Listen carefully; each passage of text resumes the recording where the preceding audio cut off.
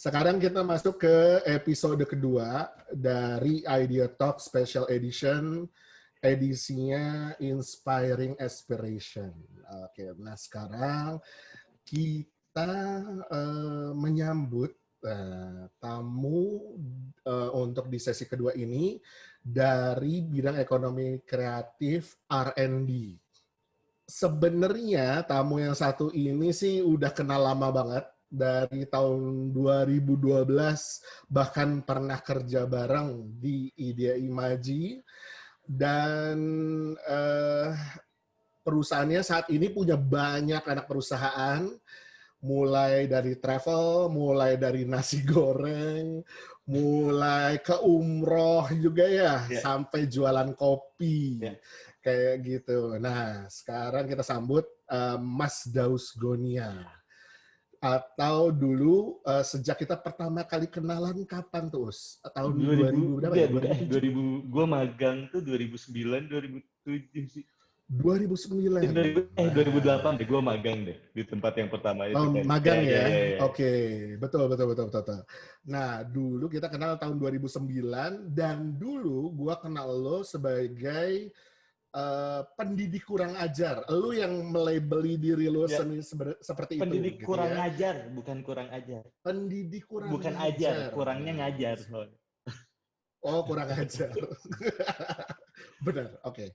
Nah, sebagai pendidik kurang ajar, dan dulu lu punya bendera tuh Ki Hajar, They Want to Rock, kayak gitu. Di saat kita masih belum main plesetan, lu udah main plesetan duluan.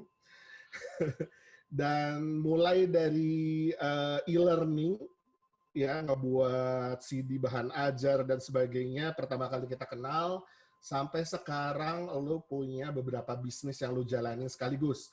Dan itu sebabnya kita ngundang lo bukan sebagai pebisnis umroh, bukan sebagai pebisnis kopi, tapi sebagai pebisnis research and development. Oke. Nah, mungkin sebelum lebih jauh tentang usaha lo di Dengan Senang Hati, namanya aja udah Dengan Senang Hati. Nah, lo mungkin bisa cerita dulu gimana seorang punya latar belakang seorang pendidik nyasar nih ke bisnis. Monggo. Halo semuanya, saya Daus. Saya kuliah di UPI sebenarnya. UPI kan Universitas Pendidikan Indonesia. Jadi emang saya kuliah S1 Fisika sama S1 Pendidikan Ilmu Komputer. Tapi yang fisikanya ya nggak lulus, terus yang lulusnya yang Pendidikan Ilmu Komputer. Karena Pendidikan Ilmu Komputer, ya pas saya lulus, ya saya dapat sarjana pendidikan gitu, dan punya akta 4 yang untuk bisa ngajar juga. Nah, kalau misalnya pertanyaannya gimana sih dari pendidik sampai akhirnya jadi bisnis jadi pebisnis gitu. Dulu saya sempat ngajar kayak 6 bulan atau 1 tahun di salah satu SMA. Saya ngajar, tapi karena selisih umur gue sama murid-murid gue tuh nggak terlalu beda, jadi kayaknya gue belum cocok ngajar deh. Terus terlepas ada salah satu kejadian yang gue lagi di tempat umum, terus ketemu sama murid dan mereka suntangan gitu, kayak ini apaan sih gitu. Di sana kayak wah, gue belum cocok ngajar sih. Dan ya gue tuh selalu percaya kalau misalnya kita pengen ngajarin apapun, kita tuh harus selain ilmu kependidikannya juga kita beneran harus ngalamin sih. Gue nggak mau ngajarin hal-hal yang belum pernah gue alamin, karena menurut gue itu berasa kurang berasa kurang pas aja. Itu satu. Dan yang terutama sebenarnya adalah fair-fairan aja, duitnya kecil banget pak jadi guru pak. Duitnya kecil banget jadi guru, dan pada saat itu akhirnya gue mutusin kayaknya kalau gue jadi guru, gue harus dalam kondisi ekonomi yang sudah stabil deh. Jadi beneran gue bisa total untuk ngajarnya, nggak kayak sekarang gitu. Pas gue ngajar, gue masih harus mikirin makan kayak gimana, bla bla bla, kayak. Dan gue takut pada akhirnya jadi memanfaatkan siswa-siswi di sekolah. Nah, akhirnya keluarlah itu dari zona kependidikannya itu ya, karena pendidikan ilmu komputer. Gua pas kuliah belajar untuk ngebikin media alternatif untuk belajar sebenarnya, kayak bikin media pembelajaran CD interaktif. Kalau zaman dulu kan internet dan lain-lain belum seramai sekarang. Maksudnya media interaktif tuh lo jualan di Gramedia gitu dalam bentuk CD.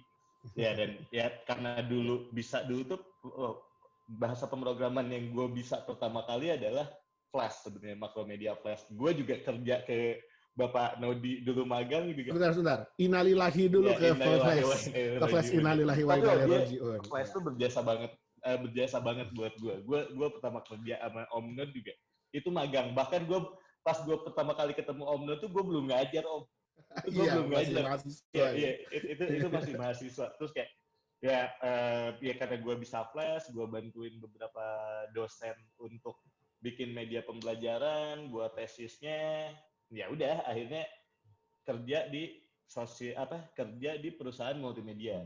Nah, tapi ada satu temen yang buat gue lumayan tai sih, lumayan bangsat banget sih, karena pas zaman kuliah kan kerjaan gue di depan komputer kan, terus kayak kerja juga di industri multimedia gitu.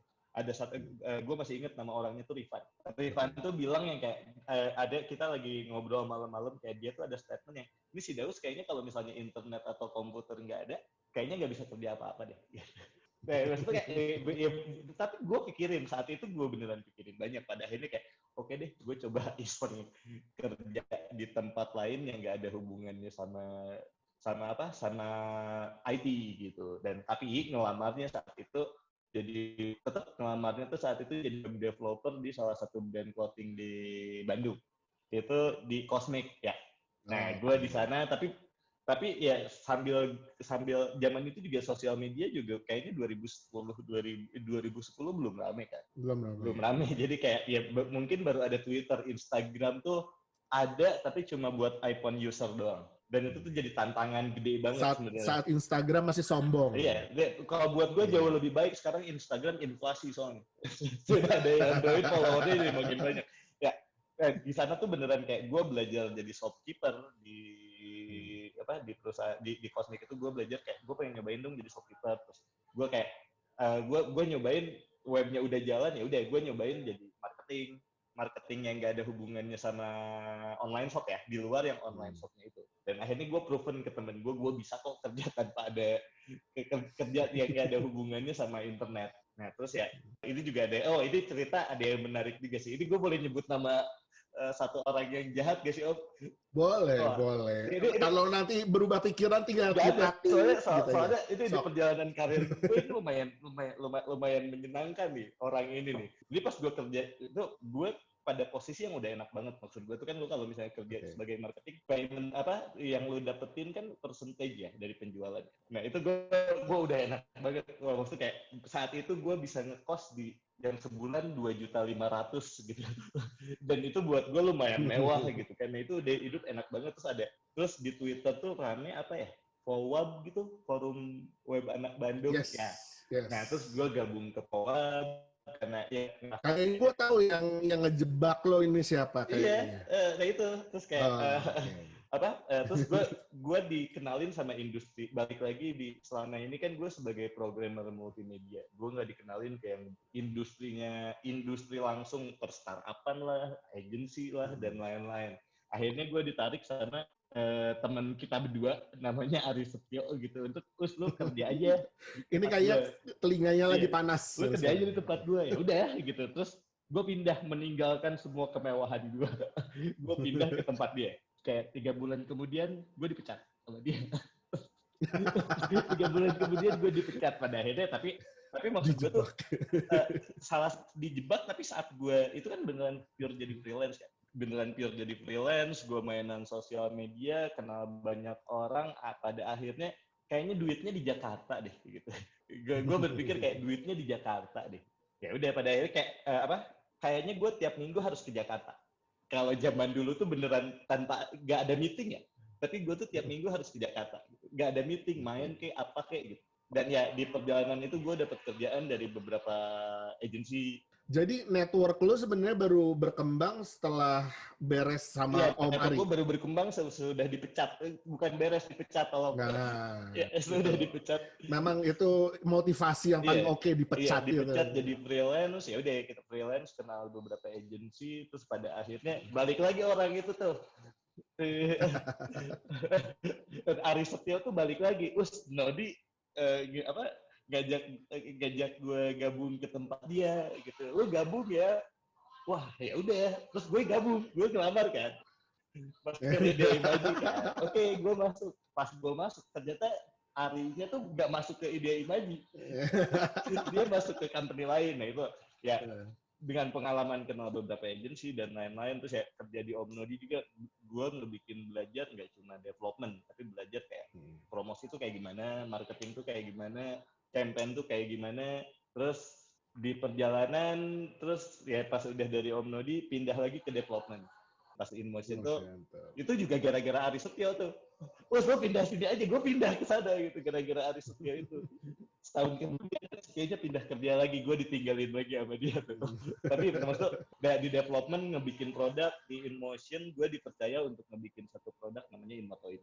Gue belajar banget cara bikin bisnis model gimana, bikin projection. Kalau di Ide Imaji dulu gue belajar bikin campaign kayak gimana, bikin campaign yang bagus tuh seperti apa, cara lu komunikasi sama influencer itu seperti apa. Gue belajar banyak di Dia Imaji gitu. Terus ya udah balik lagi ke InMotion, gue jadi programmer lagi, dan gue tuh selalu hoki gitu. Selalu jadi programmer, terus entah kenapa gue dipercaya, ya udah lu handle produk ini deh. Ya udah gue handle sebuah produk InMotoin, terus ya belajar bikin bisnis model, bla bla bla bla bla. Terus beberapa tahun kemudian ya udah bikin dengan senang hati. Nah, seperti itu. Dan dengan senang hati sebenarnya gue bikin dengan senang hati adalah kompilasi dari semua company yang sebelumnya yang buat gue merasa kayak ada yang kurang, gue coba bikin di sini sih kayak gitu. Hal apa yang kurang? Hal apa yang lu rasa kurang dari pengalaman lu di company sebelumnya yang kemudian lu tuangkan di Zaman desa? dulu itu mungkin startup jarang ya. Bukan jarang, tidak sengetren sekarang yang namanya produk. Terus satu ngomongin agency atau studio development, itu tuh semuanya service based. Ya termasuk Ide Ya, Imaji juga service based kan. Maksudnya kayak Ide betul. Imaji, InMotion itu service based gitu. Dan salah satu yang menurut kita jadi kurang adalah misalnya ada brief deh dari klien gitu. Ada brief dari klien dengan objektif apa dan apa-apa. Kita sendiri, gua pribadi kan mikirnya kadang-kadang mikirnya nggak beres juga kan. Jadi kayak misalnya ada konsep ini, gue kepikiran konsep lain. Dan pada akhirnya itu berbenturan gitu. Berbenturannya tuh nggak cuma dari kliennya, kadang-kadang budget nggak masuk dan lain-lain, dan pada akhirnya ya udah gitu. Nah, itu di semua service company itu yang menurut gue tuh kayak ini gue dan tim gue tuh nggak bisa berekspresi banyak. Pas saat itu ngomongin augmented reality tuh wah itu hal mewah banget dan nggak mungkin direalisasiin gitu.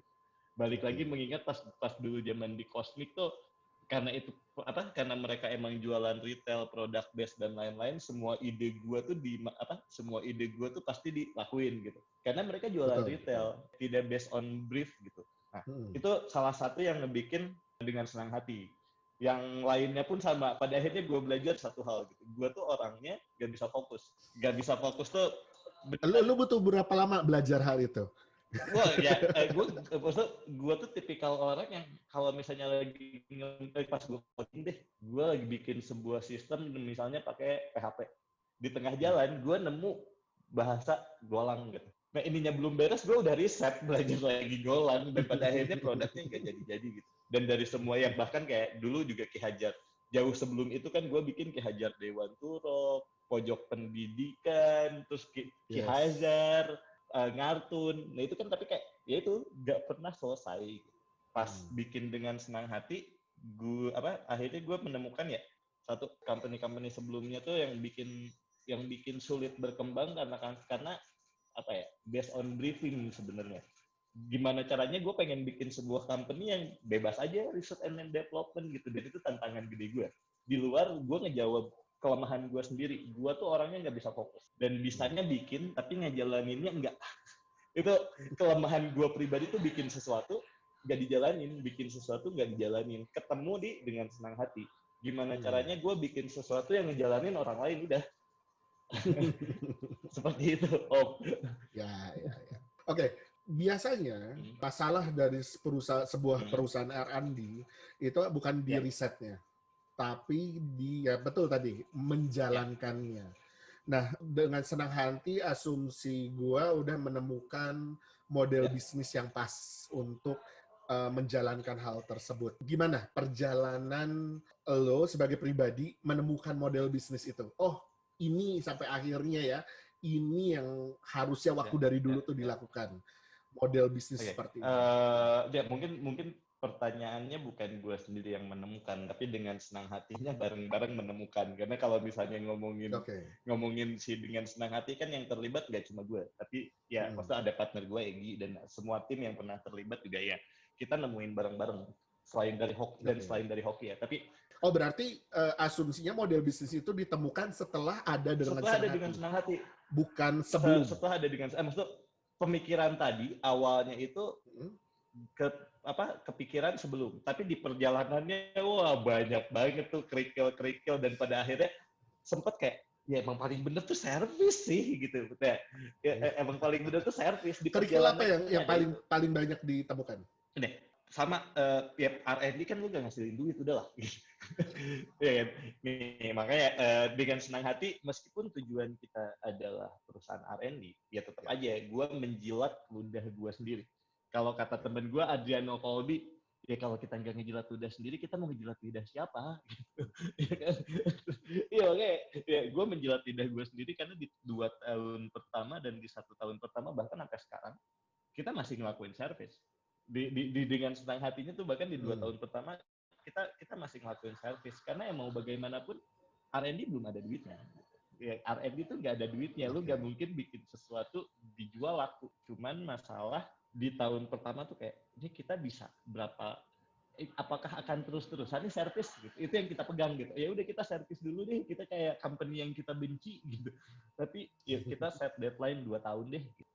Di awal itu ya. Pada akhirnya kan pertanyaannya kerikil ya. Kerikilnya satu, kita nggak ada ya balik lagi kita juga company yang ada temen gue yang kalian tuh satu-satunya company yang mungkin bisa jadi ngeklaim di investornya tuh 2, Visa sama Mastercard.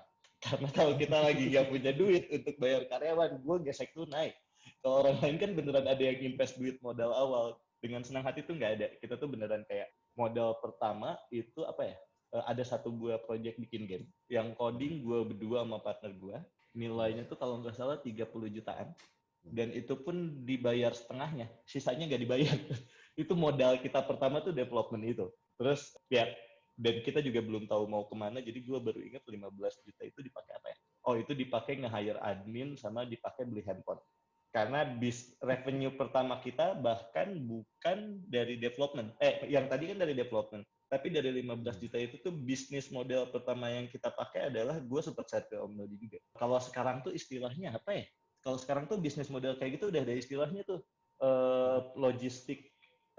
Ya yang handle, jadi misalnya ada satu UKM jualan kaos, ya udah lu gak perlu jualan deh, barang simpen di gua, yang shipping gua, bla bla, gua dapat 30%. Ya e-commerce service lah ya. Ya e-commerce service ya, logistik dan e-commerce service. Nah, kita pakai modal buat itu di awalnya, terus ya udah terus ada satu yang pengen ya karena dari awal kan gua pengen bikin yang R&D kan, terus ada yang pengen bikin produk, ya udah gue invest di teknologi tapi lu bayarin programmer gue deh gitu.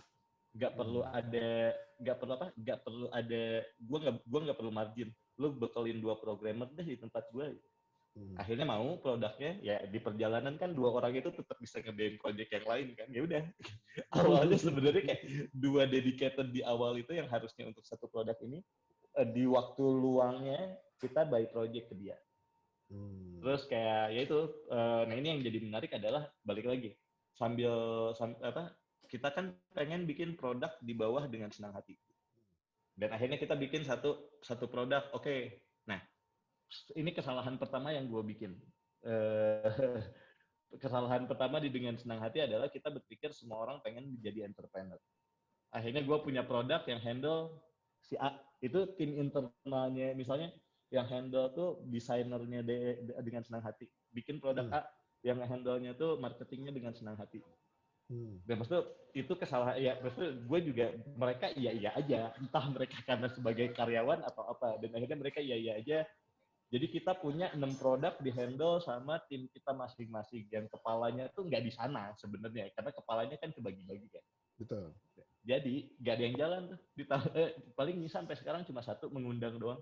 Sisanya tuh nggak ada yang jalan. Dan akhirnya gue berpikir di sana nggak semua orang bisa jadi pengusaha gitu. Sama kayak gak semua orang bisa jadi model lah udah. Ya makanya kayak pengusaha tuh nggak buat semua orang. Gue belajar itu di sana. Okay. Kita baru nemu adalah poinnya adalah kita yang development, CEO-nya dari tempat lain. Okay. Akhirnya ketemu gitu sudah 2 tahun. 2 tahun tuh beneran ada di titik gua nggak bisa ngegaji karyawan gua. Jadi gua dari karyawan gua 20, gua cut jadi tinggal 7 semuanya. Dengan kondisi rumah kantor mau diusir. Dan gue sama partner gue tuh malam-malam gimana ya gitu ya. Udah belum mau pinjaman kemana-mana. Akhirnya kayak ini ada satu cara sih. Dan gue kepikiran sebelumnya, kenapa kita nggak minta delay pembayaran ke yang punya kantor ini juga ya gitu. Kita kan mikirin kayak kita nyari duit gitu kan. Terus ternyata solusinya bukan kita harus cari duit, ini kita tinggal ngomong aja ke yang punya rumah, boleh pending 2 bulan gak sih? Dan akhirnya bisa. Nah sudah itu riset ya sampai sekarang sih ya jauh lebih baik sih, produk-produknya pada jalan kayak gitu. Nah, itu kira-kira Dengan sistem yang partnering sama orang lain. Partnering dengan yang memang memiliki intent untuk menjadi seorang CEO. Dan sesudah itu balik lagi, mimpi kita pada akhirnya tujuan awal kita tuh tercapai. Kita kan sebelumnya services kan. Di tahun ketiga akhirnya kita bikin dengan senang teknologi. Handle dengan senang hati. Jadi service dengan senang teknologi. Dia punya CEO-nya sendiri. Jadi semua service beneran dengan senang hati itu yang isinya sekarang cuma 2. Kita dari 2 orang, 5 orang, sampai 20, balik lagi ke 7. Nah sekarang kita di 10 mentok. 10 itu udah sama OB. Dengan senang hatinya. Tapi ya dengan senang teknologi, mereka punya 20 tim. Kayak pergi umroh mereka punya berapa, world travel mereka punya berapa. Ya dengan sistem yang kayak tadi, partnership dengan orang lain, dengan pihak lain. Oke. Nah, dari awal gue kenal sama lo, dari yang dulu Ki Hajar Dewanturo, gue udah ngelihat lo memiliki passion untuk menjadi seorang CEO atau menjadi seorang leader lah dalam sebuah organisasi. Itu memang menjadi ikigai lo lah ya, dibilang purpose to live lo, atau memang itu sesuatu yang kebetulan aja lo ingin lakukan? Nah, ini yang jadi menarik. Gue tuh gak pernah ngerasa diri gue leader dan diri gue tuh CEO. Gitu. Itu gak tahu ya, gue kayaknya tapi lu selalu menjadi seorang inisiator kan? Iya, tapi ini kayaknya gue salah baca deh. Gue salah baca pas zaman kuliah, gue nemu sebuah buku yang stereotyping. Lu kebayang gak sih kayak leader tuh yang badannya tinggi, bentuk hidung seperti apa, bla bla bla bla.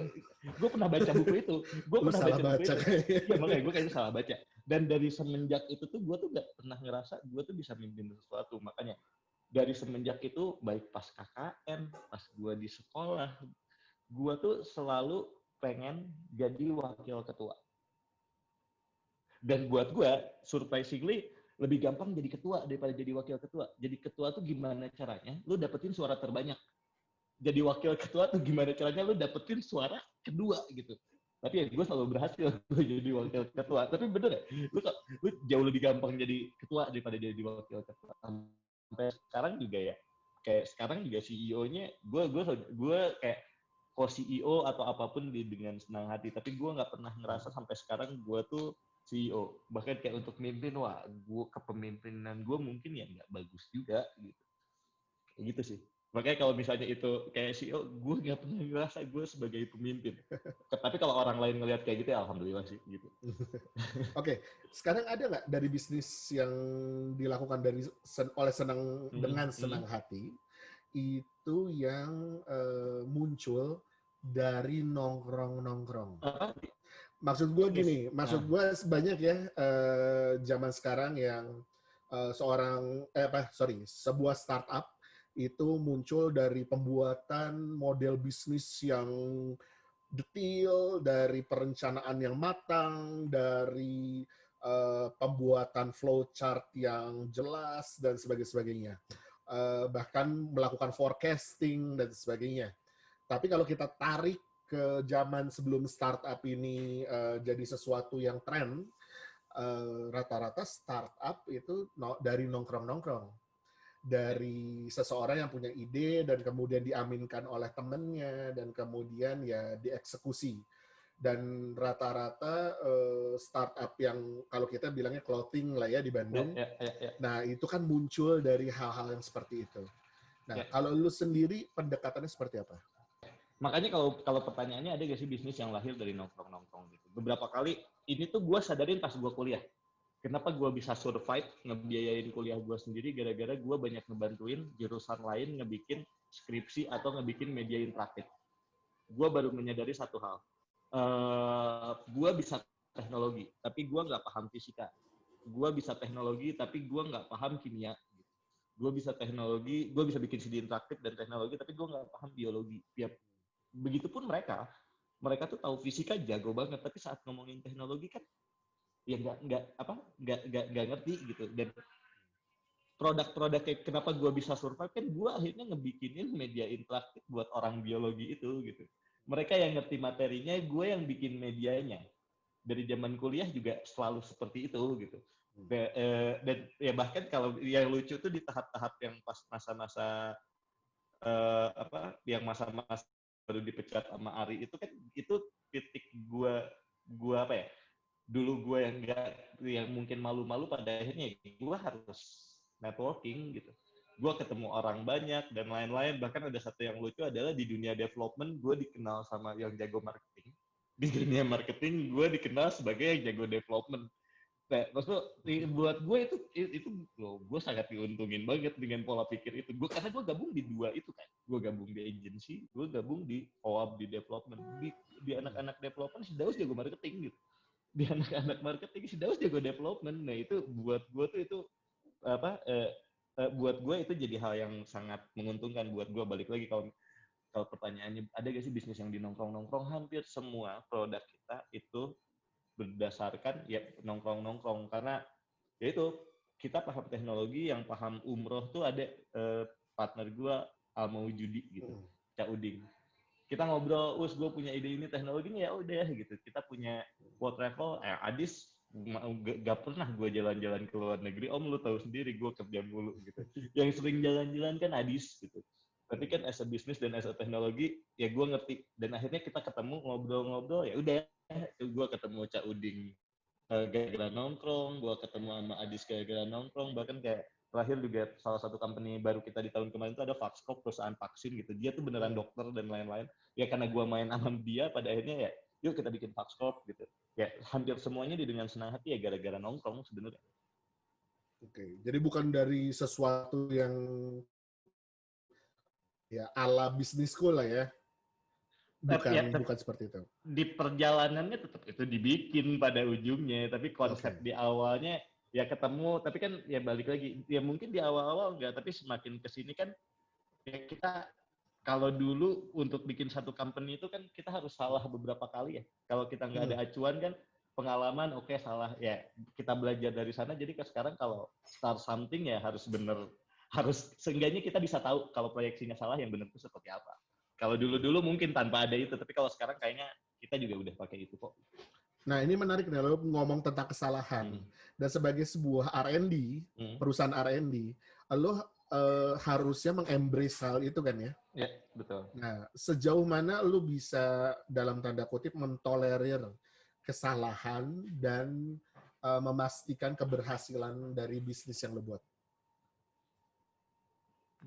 Maksud gini, gue juga baru kepikir. Gue tuh nggak pernah bikin produk, maksudnya ya gue yakin ini bagus.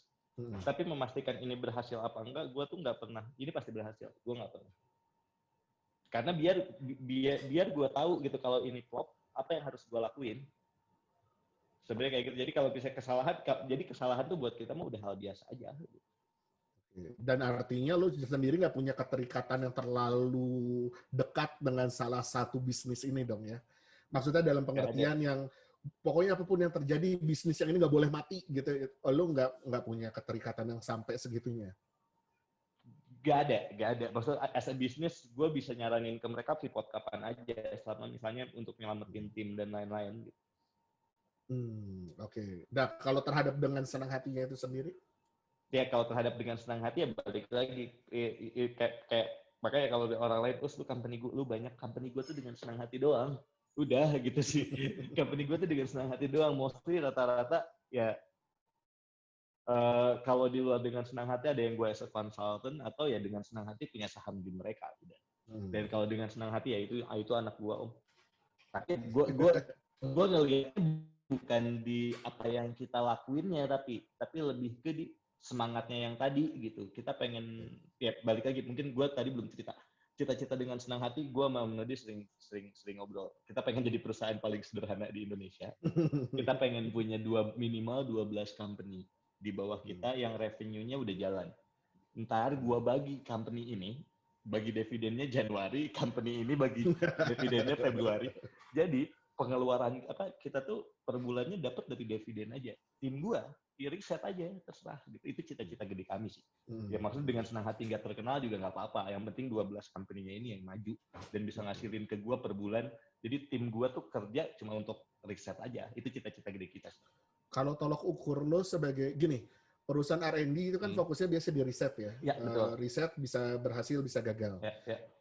Definisi lo terhadap dengan senang hati menjadi perusahaan yang sukses, itu apa? Ya itu,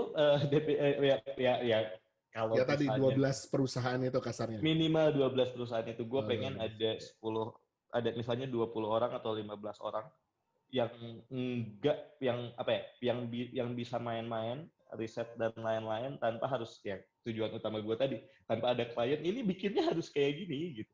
Terus tuh dari awal kan ya sekarang kan metodenya kita bikin foto booth udah jadi kita ngetok ke agensi gue punya foto booth ini mau pakai gak gitu. Kayak gue riset perihal vending mesin jadi dulu kan flow biasanya di agency atau di studio kan orang brand datang nih gue pengen bikin vending mesin bla bla bla bla bla. Nah dengan senang hati dari 2 tahun yang lalu kan kita udah flip itu saat kita ada 15 template game kita ngetok ke agency lu mau bikin game nggak ini tinggal ganti aset dari 15 game ini lu mau bikin vending mesin nggak ini udah ada gitu. Jadi kayak cita-cita kita yang gak di drive sama si klien ya udah mendekati ke sana meskipun pada kenyataannya kan sekarang tetap aja ini custom dong tapi kan sekarang kita lempar ke dengan senang teknologi gitu. Kayak gue cita-citanya yang tadi gue pengen punya ada tim sendiri riset dan development di sana yang gajinya tuh nggak dari services gajinya tuh yang dari tadi 12 perusahaan gue udah dividen bagi per bulan itu sih.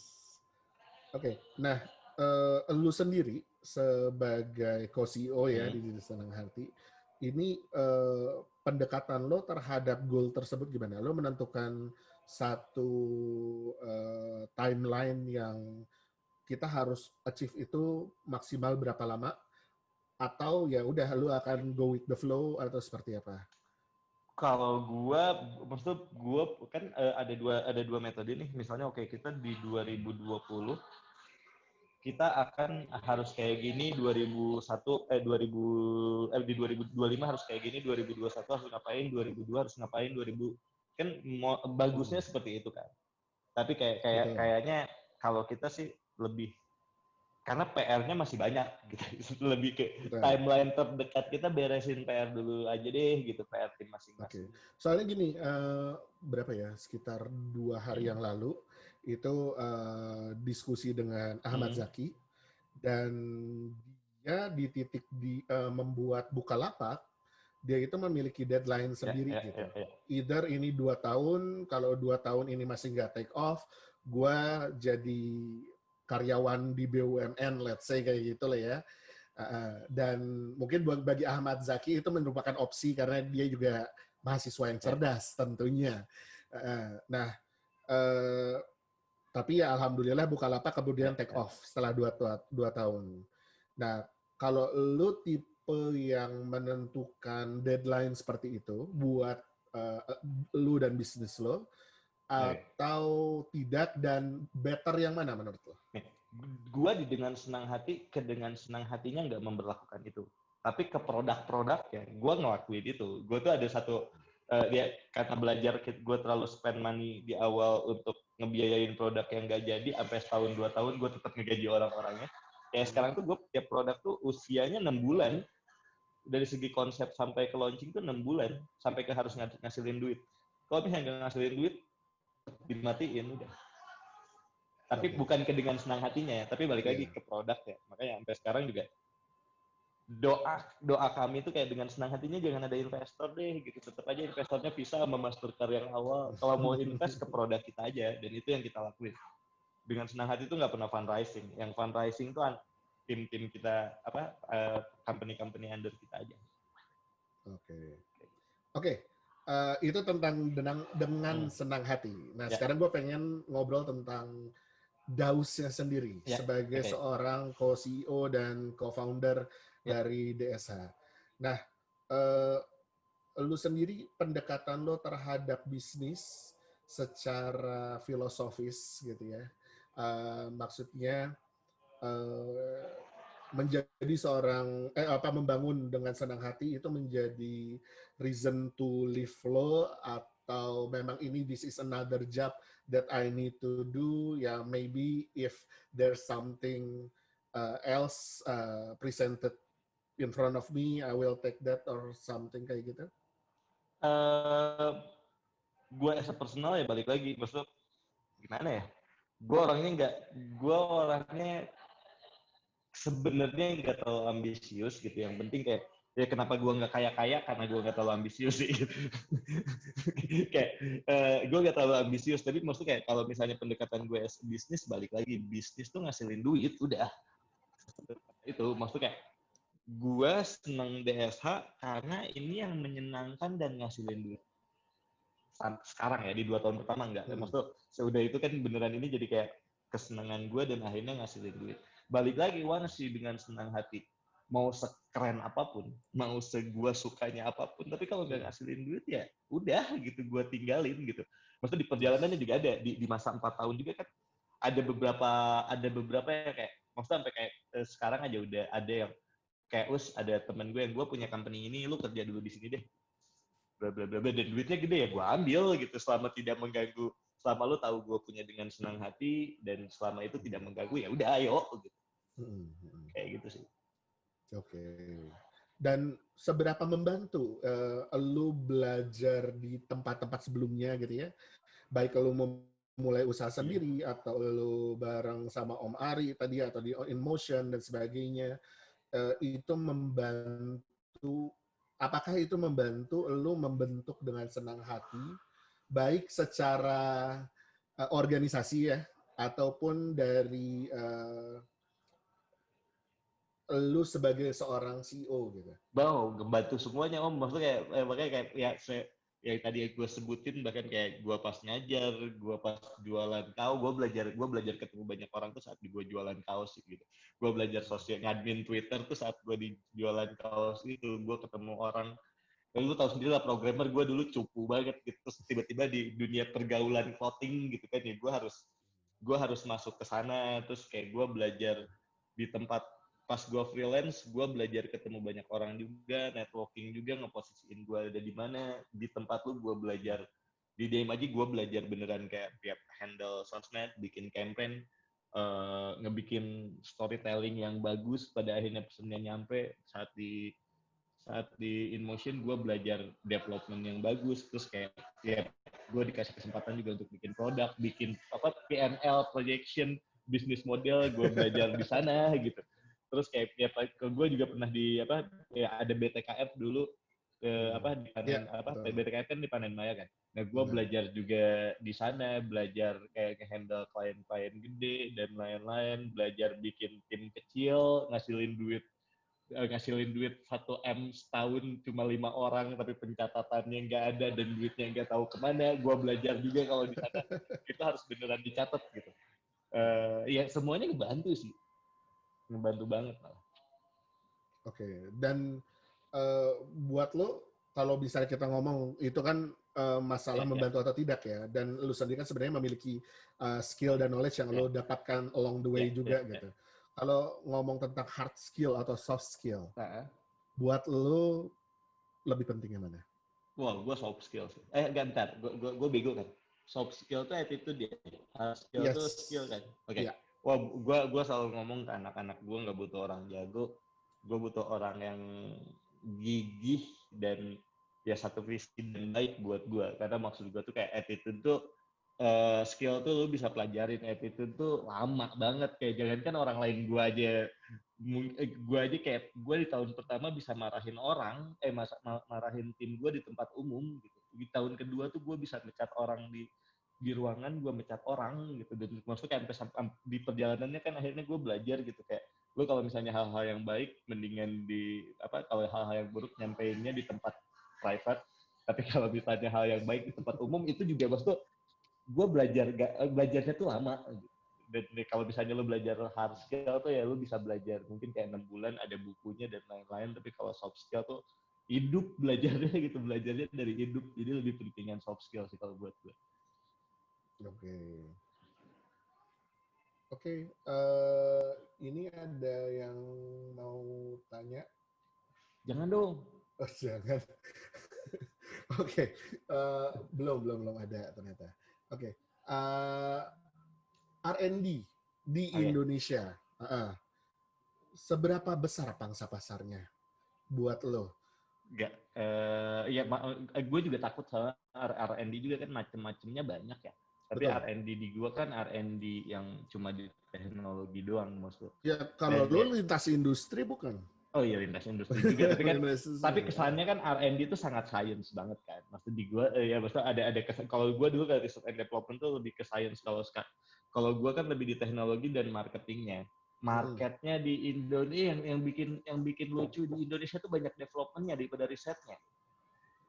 Oke, Kalau menurut gue ya, terus ya. gue juga ini dulu pernah ditanya sama Daily Social, jawaban gue yang dulu ini buat gue ya, kalau jawaban gue yang dulu tuh kayak emang ya pas gue ikut serta dalam menembus langit gitu, itu kan R&D banget kan, kita Hmm, kita sama Aeroterascan gitu ya, emang beneran gitu kayak orang-orang R&D tuh tersembunyi banget kalau misalnya di Indonesia tuh hmm, ya, dari pemberitaan tuh lebih banyak di highlight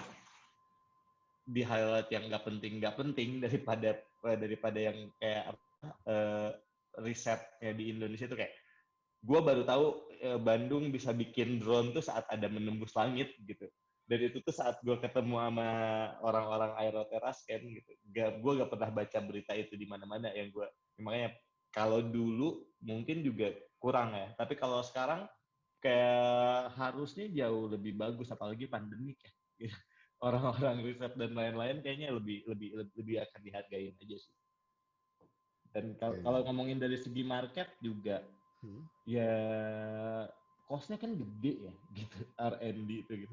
hmm. Lu kalau misalnya kalau lu nggak kalau misalnya optionnya antara duit lu banyak banget atau lu mau miskin beberapa tahun gitu udah. Dan gue memilih yang miskin beberapa tahun karena nggak punya modal di awal. Dan kalau desa saat ini, apakah ada acuan yang menjadi sebuah perusahaan R&D yang ideal menurut desa mirip seperti ini gitu? Dulu tuh kita terinspirasi banget sama Breakfast New York, ada Breakfast New satu York. company Oke. di mana satu company di luar ya, dia bikin secara teknologi kan, tapi di Ya, perjalanan pada akhirnya ya R&D itu kayak cuma teknologi gitu ya, maksud betul. ya terakhir makanya produk, kalau kalau beberapa orang nanya, sekarang lu lagi sibuk apa, jualan nasi goreng. Jualan nasi goreng tuh ya buat gue ini R&D, karena dari semua ini bukan kali pertama gue sama partner gue Tiarbah bikin sesuatu gitu. Kita 2 kali fail, pada akhirnya ini momennya tepat ya, dalam 3 bulan gue punya 40 mitra gitu. Ya, Dalam 2 bulan nasi goreng gitu. Ya itu kan di 2 kali gagalnya itu buat gue itu R&D-nya loh. iya. Meskipun gak ada hubungan teknologi, tapi 2 kali gue gagal sama Tiarbah bikin sesuatu tuh ini R&D-nya loh. Hmm. Oke, ini kita ngambil contoh ya. Mungkin Ya, karena sekarang juga Nasgor Tiarbah nih kan lagi happening gitu ya. ya. Di 2 kali kegagalan, apa yang nggak lu ulangi di Nasgor Tiarbah? Satu, ini kalau yang mirip dua tuh, satu gue bikin channel YouTube Dapur Kitchen.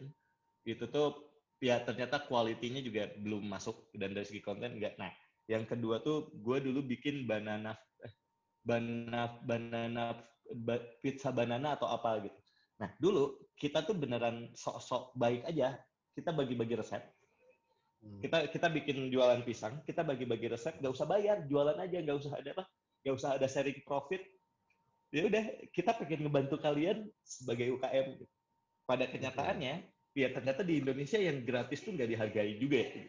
Itu tuh nggak ada yang Oh, bertahan dalam 2 bulan. Dan satu, nggak, dari kitanya juga cuma ngasih resep doang, kita nggak ada yang manage dan lain-lain. Nah, yang pas di Nasgor Tiarbah, karena gue belajar dari sana, kayaknya kalau dikasih gratis ini juga kan sama kayak banana pizza juga sih. Meskipun ini saat pandemi, kita bayar yuk gitu. Meskipun kayak murah banget ini, hitungannya 1/10 lu biaya franchise yang ada gitu, tapi tetap bayar gitu. Seenggaknya ini untuk gue, dan duitnya tuh ya duit bayar si mitranya ini tuh kita pakai untuk akhirnya kita nge-hire tim yang mengelola sosial media dan lain-lain. Itu pelajaran yang pertama. Dulu kita gratisin, sekarang kita bayar. Udah. malah lebih sukses yang bayar Serius, ya. malah sukses yang bayar. Dan dari segi kitanya juga, karena kita udah dibayar, jadi kita bertanggung jawab untuk bikin ini sustain. Kalau dulu kan ya udah kita udah baik kok, terserah kalian laku apa enggak. Oke, oke. Nah, sebentar. Oh, ini dari pertanyaan dari Mike dari Live Life. Oke. 3 hal pelajaran paling penting mengenai entrepreneurship atau R&D yang dipelajari oleh Mas Daus selama ini.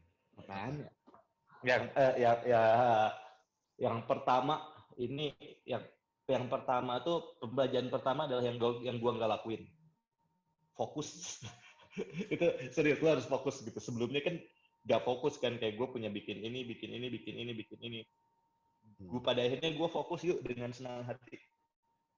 Dengan senang hati, mau bikin apapun ya dengan senang hati. Gue dapet duit dengan senang hati dan lain-lain. Dan kan rata-rata gitu kan, kayak lu bikin bisnis tapi setengah-setengah banget gitu. Ya, pertama sih kalau buat gue tuh gak ada, maksudnya bisnis yang gak tahu ya, mungkin orang lain bisa, gue nggak bisa ngomong ini. Tapi gue selalu percaya entity yang bagus tuh yang kepala ownernya 24 jam 7 hari ada di sana gitu. Dia lagi ngapain aja mikirin solusinya buat apa gitu. Jadi kalau misalnya ada kayak dia mikirin ini tapi ya sambil mikirin yang lain ya apa, akan susah sih. Jadi kayak kalau sekarang ya gue mikirin what travel, gue mikirin apa, misalnya aku suka nasi goreng ya karena gue mikirin ini untuk Tiarbah, sorry, untuk dengan senang hati, fokus sih. Makanya kayak yang dulu motoin yang dari InMotion kan pada akhirnya ya udah gue tinggalin karena gara-gara ya gue pengen fokus di sini. Yang pertama fokus, yang kedua apa ya, gue gak tahu ini entrepreneurship atau tentang kehidupan. Gue gak pernah ngerasa gue pinter karena gue tuh bego banget, dan gara-gara gue bego banget, gara-gara gue ngerasa bego banget, gue ketemu orang baru tuh ya pengen belajar dari dia, gue bla bla bla bla bla bla, dan ya buat gue itu ngebantu banget. Karena gue ngerasa bego, jadi akhirnya gue belajar dari orang-orang ini gitu. Gue belajar banyak buku. Terus yang ketiga apa ya, fokus sama rasa bego, sama apa lagi ya yang terakhir, yang paling penting ya, balik lagi yang tadi nih, gua pernah bikin satu company yang 1M dengan 5 orang, tapi pada akhirnya nggak dapat apa-apa. Jadi yang terakhir ya tetap aja, kalau bisnis tuh bukan untuk lu keren sebenarnya. Gimana, bisnis tuh untuk lu dapat duit udah gitu. Lu jangan pernah pengen ngerasa baik bla bla bla, udah hasilin dulu duit yang banyak. Sudah lu duitnya ada, lu mau bikin apapun, seidealis apapun juga bisa. Itu sih. Oke. Oke, Mas Mike mungkin udah terjawab ya. Atau ada pertanyaan lanjutan? Oh, udah, siap. Nah, ini berhubung kita udah mau memasuki 5 menit terakhir. Nah, kalau lu bisa ngasih motivasi buat mereka yang sedang berpikir untuk membuat perusahaan R&D, tapi ragu-ragu karena bener nggak sih ada duitnya gitu, bener nggak sih gue bisa survive atau gue bisa sustain dengan ngebuat usaha seperti ini, atau untuk mahasiswa yang baru lulus dan kemudian mau masuk ke industri R&D nih kayak gitu. Apakah itu ada masa depannya? Apakah mereka bisa achieve their dreams and goals di industri itu? Wah, Monggo. lu salah orang sih. Lu salah orang, gue tuh gak bisa motivasi orang, Om. Gini, ya bukan motivasi, dan ini mungkin nggak cuma di R&D ya. Ya, balik lagi, tadi gak semua, yang pertama kan gue selalu ngomong kayak gak semua orang tuh, pengusaha tuh nggak tuh, semua orang. Gitu. Jadi ya kalau mau nyoba ya udah nyoba, tapi bukan berarti kalian enggak jangan jadi pengusaha. Sebenarnya nggak apa-apa, cuman lebih ke ya lu harus tahu worst case-nya tuh seperti apa aja. Jadi kayak dia jangan kalau mau bikin perusahaan R&D dan lain-lain juga ya nggak, kalian harus nyadar perjalanannya tuh nggak akan mudah gitu. Dan karena kalian nyadar perjalanannya nggak akan mudah, jadi kalian bisa nyiapin apapun. Maksudnya nyiapin gimana? Maksudnya kayak partner gua tuh nabung dulu 2 tahun, nabung dulu duit untuk 2 tahun survive sama gua gitu. Ya maksudnya kayak kalian tuh bener apa yang mau bikin bisnis ya harus, saran gue sih jangan ngedengerin yang manis-manisnya aja deh, mau bikin startup atau apapun yang lainnya juga. Coba bikin, lu kalau mau belajar jangan lu jangan datang ke yang punya Tokped, lu jangan datang ke yang punya Bukalapak gitu. Lu datang ke yang perusahaan-perusahaannya udah bangkrut, tanya kenapa perusahaannya bangkrut gitu. Karena dari sana lu akan belajar gitu. Karena kalau misalnya ke yang lain mungkin akan lebih diceritain banyak manisnya. Dan ya itu, dan ya kalau saran gue sih, dan ya ini yang susah banget, konsisten dan persisten tuh beneran harus dilakuin sih gitu. Kayak kalau misalnya gue nggak konsisten dan gue nggak gigih ya, 2 tahun saat gue nggak bisa bayar orang dan temen-temen gue pecatin semua, ya udah dengan senang hati bubar sebenarnya. Tapi karena gue percaya dan gue konsisten aja udah. Tapi ada masa depan nggak di R&D? Ada banget lah. Ada banget. Oke. Kalau menurut gue Menurut ada lo banget. ini baru permukaan aja atau sebenarnya ini udah sektor yang udah mature dan menuju turun? Atau malah baru naik? Ya, balik lagi karena R&D itu kan ya, R&D itu kan research and development. Kita ngebikin hal yang Yes. baru. Itu satu. Itu bahkan kalau misalnya dibilang satu bidang yang ya lu ada makin maju ya lu harus makin ikut beradaptasi gitu. Karena kita ya riset kemajuannya apa gitu. Terus ke develop yang baru apa gitu. Jadi akan terus ada gitu. Bahkan kalaupun misalnya ya kalau misalnya suatu saat ini turun trennya, ya perusahaan R&D itu akan ini turun nih, saat ini turun kita mau bikin apa ya, kita nge-develop apa ya, gitu ya di sana. Yes. Oke.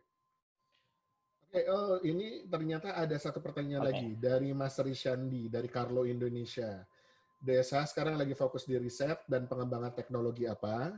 Terus produk apa yang berkaitan dengan marketing teknologi yang sekarang dikembangkan atau sudah dirilis ke publik? Misalnya saat ini sedang mengembangkan vending machine dan kaca ajaib. Apakah ada inovasi yang terpikir seperti billboard berjalan atau lainnya? Yang lagi long run dikerjain sama partner gue itu ya kita punya cita-cita salah satu tema company-nya adalah Sukamanah Motor gitu. Ya balik lagi kita pengen bikin ya kita pengen bikin motor, partner gue tuh pengen bikin motor listrik, tapi yang kayak mobil dan motor listrik. Mimpi kita tuh nggak jauh-jauh yang beneran bisa dijual. Jadi kita jadiin dijual ke yang komplek-komplek elit deh gitu untuk main nganterin sama anaknya itu yang lagi kita kembangin. Terus vending mesin juga ya balik lagi research and development. Vending mesin kita bikin udah dari lama, tapi gara-gara COVID dan kita tahu kejadian bla bla bla, kita lagi ngembangin sekarang vending mesin tapi masker. yang keluarnya. Okay. Ya, terus apa lagi ya? Ya dari segi development juga tim gue lagi belajar beberapa framework baru. Terus ya, tapi yang beneran riset itu bikin mobil listrik sama. Tapi ini maksudnya kayak jangan kebayang mobil listrik yang canggih ya. Ini beneran kita ya pengen aja punya gitu. Mobil golf lah ya. Iya, Jangan kayak Tesla, gitu. jangan Nggak Tesla. nggak Tesla. Bahkan kayak beberapa komponennya juga kita beli dari, ya ada yang beli, ada yang bikin custom sendiri ya. Tapi ya balik lagi, kita pengen bikin yang custom aja gitu. Sama yang vending mesin, kita bikin vending mesin yang dulu tuh vending mesin by coin, sama yang keluarnya mungkin produk. Sekarang kita yang gimana caranya bikin vending mesin yang nggak ada kontak sama sekali, sama yang keluarnya masker. Karena itu akan menjawab yang sekarang, ya sebenarnya bukan ngejawab kebutuhan sekarang, itu akan ngejawab bahkan kayak beberapa hari yang lalu gue mau ke kantor, masker gue ketinggalan, nanti mau beli masker di mana ya, gue males ke Indomaret ya gitu. Kayak gitu, dan akhirnya gue datang ke tim, bisa nggak ini bikin kayak gitu, ya udah bikin. Kalaupun udah jadi baru kita ketok lagi nih, siapa brand yang mau gitu. Oke, Mas Rishandi mungkin udah menjawab pertanyaannya ya. Ada pertanyaan lanjutan mungkin dari Mas Rishandi? Oke, kayaknya udah, udah. Ini udah sejam ya? Oke, iya udah sejam. Wah, gue pikir gue bingung mau ngebales apa, jangan-jangan gue malah lebih bawel lagi. Iya, ternyata banyak yang bisa diceritain kan? Iya.